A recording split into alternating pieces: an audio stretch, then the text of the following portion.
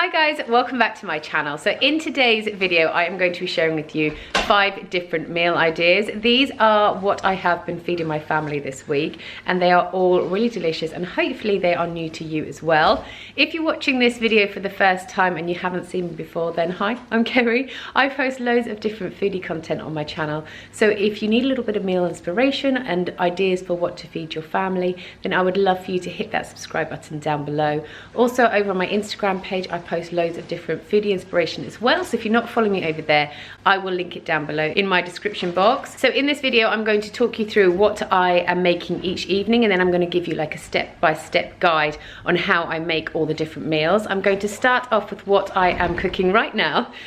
This is actually the 5th meal this week, so I have been left with a couple of leftovers in my fridge, and I wanted to show you how you can use them up really efficiently. I am making a vegetable quiche, so I just went through my fridge and picked out all the little leftover bits that I had in there that I wanted to use up. So in this quiche, the veggies I'm using an onion, some garlic, I've got 1 pepper left, and I am also using some spinach, sun-dried tomatoes, and then eggs and creme fraiche and some milk. I also had 1 short crust pastry left in my freezer, so I took that out this morning and it defrosts really quickly. So what you want to do to create this meal is, first of all, get a little baking tin, and then you want to get your short crust pastry and push it to the sides of your tin and just line your tin with the pastry. You then want to prick the base of your pastry with a fork, so the heat when you put it into the oven gets into all of the base and it cooks it through so you don't have a soggy bottom.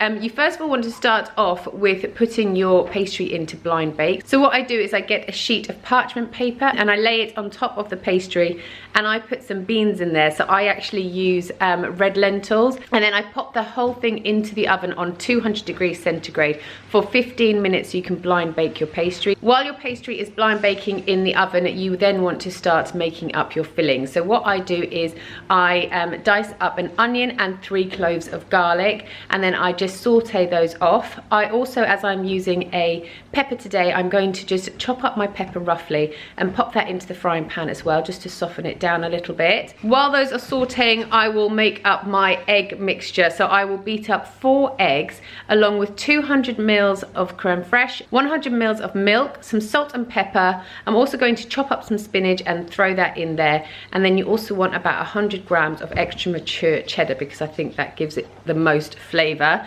Mix everything up together. Once your pastry's been in the oven for 15 minutes, you then want to take it out of the oven and turn your oven down to 150 degrees. You then want to add your sauteed mixture into your pastry along with your egg mixture. I also have some sun-dried tomatoes, which I'm just going to scatter on the top of my quiche too. Pop it back into the oven for about 35 minutes on 150 degrees. And once that's been cooking for that long, it's then ready to take out, let it cool a little bit before you serve up. Right, sorry. Everyday life, every month life actually. Anyway, for tonight's dinner we are having tom yum soup. So when I was younger, my dad used to make this for us all the time, and it's a really good one to do if you've got kind of like leftover bits in your fridge. So you can add pretty much anything to this dish. You can make it like a vegetarian style tom yum soup, but today we're using some meatballs, and I just went, when I got my Tesco shop, I just got these 24 meatballs. So what I do, because they are quite big to be in a soup, I just break them in half and then I make them into smaller balls. So it's going to be 48 meatballs in this soup. It's so nice. So what I do as well is I buy this tom yum paste. So I use this whole jar for 1 soup, and in here you've got tomatoes, shallots, lemongrass, fish sauce, lime leaf, you've got onion puree, lime juice, you've got loads and loads of different things in here, which is why I could never ever make it myself. So what I do is I, like I said, will split up these meatballs, make them into 48 meatballs, and then I will just fry them off in some oil first of all.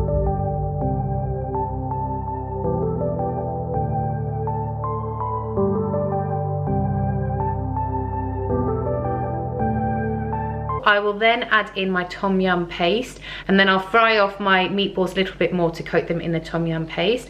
What I'll then do is add in probably about at least 1,000 mils of water, so 1 litre of water, and then I just let everything kind of simmer away for quite a long time. Make sure all those yummy tom yum paste juices are going right into my meat. And then when it's about 5 minutes before I'm ready to serve, what I add in is this pak choy. So with the pak choy, I do slice it in half and then I cut it in half horizontally as well, so they're not like big long pieces of pak choy, but more just like bite-sized pieces of pak choy. I also add in some of these ribbon rice noodles as well, so I just add in 2 packs here, and that's it. Literally, it's such a quick and easy meal, but it's really, really delicious. I can't recommend buying the tom yum paste enough. I usually buy a couple of these little jars at once, and then I just keep them in my cupboard or my fridge, and they last for such a long time. Like I said, it's a really easy meal to chop and change, and it feels like it's a really cleansing meal as well. Right, so for tonight's dinner, we are going to be having some lamb and pea samosa. So I got this recipe from my sister-in-law. She said she makes it for my nephew all the time. So what I have got, I just went to the shop and I've got this puff pastry, but they only had gluten-free puff pastry, so I think it tastes the same. So what I'm going to do is fry off 1 onion, and I've got 3 cloves of garlic here, and once those have sauteed a little, I will then add in my lamb mince. I've got the 20% fat lamb mince. I always get that lamb, I think it's delicious. And then I will also add in 1.5 tablespoons of medium curry powder. Once I have mixed that all together, I will then add in my peas as well. So I won't be adding in any liquid to this, because otherwise when I scoop it into the puff pastry, it's going to make the puff pastry go really soggy. So with the puff pastry, I just cut the puff pastry into 4 sections, and then I load it up with some of the lamb mince, and then I pop it into the oven for about 25 minutes on 200 degrees centigrade. And then what I do is I beat up an egg and I brush the top of the puff pastry with the egg. This just makes it really nice and golden brown in the oven. I'll then pop my samosas into the oven for about 25 minutes on 200 degrees centigrade, or until they're nice and crispy on the outside. And then I literally just serve it up with some salad, and that's our dinner for tonight. Really nice and delicious. If you have any leftover mince, you can always just pop that on the side and have it with some salad as well. Yeah, really, really nice and tasty. Right, so for dinner tonight, we are having a steak. It's Chris and my 10th wedding anniversary today. We were going to get a takeaway, but we actually decided, because we got these delicious steaks, and we would just cook up these steaks really nicely. And then we're also going to have them with some roasted vegetables. So what we do with our roasted vegetables is we just chop them up really roughly and put them into a baking dish. We use like a variety of different vegetables, whatever we've got in the fridge. So today we have got some courgette, I've got some asparagus, I've got some peppers, I've got lots of different things like that. But what we do to make these veggies so deliciously tasty is we get a whole thing of Boursin cheese, and I'll break it up and put it onto the veggies. I'll also put in half a jar of pesto and then just mix the whole thing up together, and this really gives the veggies such an amazing flavour.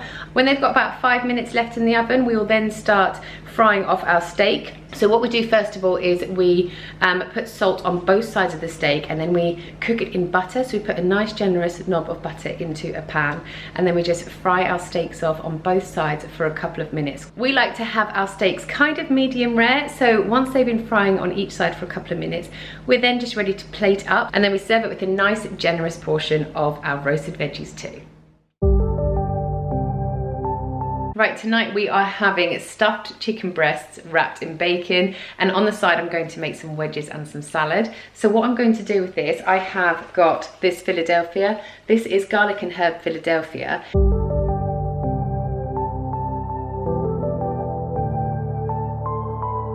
So what I'm going to do is slice my chicken breasts at the side, open them out, stuff in a lot of this Philadelphia cheese, and then get a rasher of bacon and wrap it around my chicken breast. I will cook my chicken on 200 degrees for about 30 minutes, or until my bacon gets nice and crispy. I might just serve this with some broccoli or mixed vegetables on the side.